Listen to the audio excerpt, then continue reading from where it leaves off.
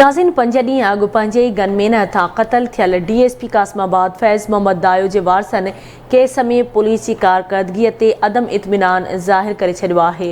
इरफान बुघियो जी report. DSP Kasmabad फैज़ मोहम्मद दायो जी शहादत ते गम में वरतल संदसि वारसनि खे अफ़सोस आहे त हैदराबाद पुलिस जे कंहिं बि अमलदार अञा ताईं साणनि ताज़ियत बि न कई आहे।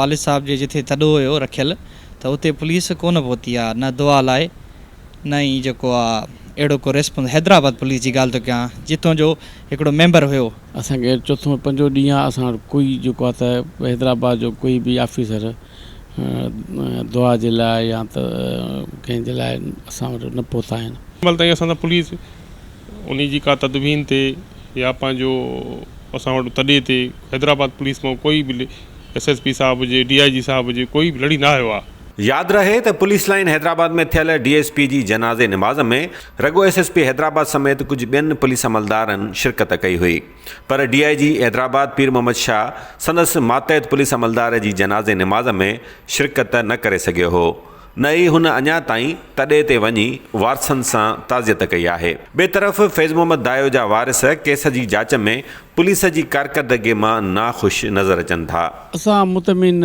न आहियूं, छो त हिकिड़ो सुवालु पैदा थियो त हुन चए थो गार्ड जंहिं असांजो शहीद कयो आहे भाउ खे, उहो चए थो त मूंखां ड्यूटी वधीक वठंदो हुयो, मां उनजे करे। इहो सुवालु उनजो ग़लति आहे। मुतालबो आहे त असां सां इंसाफ़ थिए, असां सां हक़ थिए, असांजी रायतियूं जेके आहिनि उहे मिलनि। वारसनि जो चवणु आहे त DSP जी पंहिंजे गनमैन सां का दुश्मनी न हुई। पुलिस दुरुस्त रुख में जांच करे त फैज़ मोहम्मद दायो जे क़त्ल जा असुल कारण साम्हूं अची सघनि था। ॾिसो न, दुश्मनी जेकॾहिं तव्हां रिकॉर्ड ॾिसो, दुश्मनी ज़ाहिर ई हूंदियूं आहिनि। कंहिं न कंहिं माण्हू खे ख़बर हूंदी आहे ज़रूरु दुश्मनी जी, त उहा शइ त ज़ाहिर ई कोन थी थिए। साईं काई अहिड़ी ॻाल्हि ई न आहे दुश्मनी जी न, जो अला मन दुश्मनी जी ॻाल्हि हुजे। दुश्मनी जो त कोई इशू ई कोन्हे को न, सॼो डिपार्टमेंट गवाही ॾींदो। पर शहर वारा जेके जंहिं जाइ ते पोस्टिंग हुई उहे माण्हू इलाइक़े जा गवाही ॾींदा, त केतिरो नफ़ीस इंसान हो। एतिरो नफ़ीस हूंदो त जेकॾहिं मां का चांहि बिस्किट रखंदो हुआसीं त चवंदो त इन घर में न घराईसि।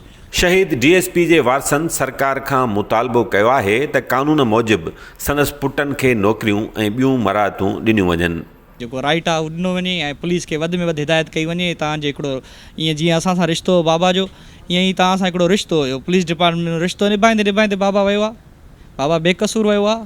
उहो इंसाफ़ तव्हांखे ई करिणो आहे, तव्हांजो हिसो आहे। जेकॾहिं DSP शहीद थिए थो त उनजे ॿिनि पुटनि खे DSP करिणो आहे। असांखे SI न खपे या ॿियूं नौकरियूं करे गवर्नमेंट थोरो न करे, जेकॾहिं ॾियणियूं अथसि त ॿिनि पुटनि खे माना सरकारी DSP कनि, जेतिरो जल्दी सघे हमेशह इहो ऑर्डर थींदो आहे। ऐं उन खां पोइ जेकी शहीद जी माना पेंशन हूंदी आहे, जेसि ताईं उनजी माना नौकरी जो टेन्यूअर आहे, तेसि ताईं उनजी वाइफ खे मिलंदी आहे। ऐं उन खां पोइ जेकी टी पॉलिसी आहे त को 1.5 या 3 करोड़ रुपया जेको तक़रीबन आहे पहिरीं फ़ुर्सत में ॾिए, छो त उनजो औलाद जेको अञा स्टूडेंट आहे, उनखे ज़रूरत आहे सपोर्ट करण जी। हैदराबाद पुलिस जे हिकु DSP जे क़त्ल बाद बि IG DIG समेत ॿियनि पुलिस ऑफिसरनि जी हिन मामले ऐं केस जी जांच में अदम दिलचस्पी तमामु अचरज में विझंदड़ आहे।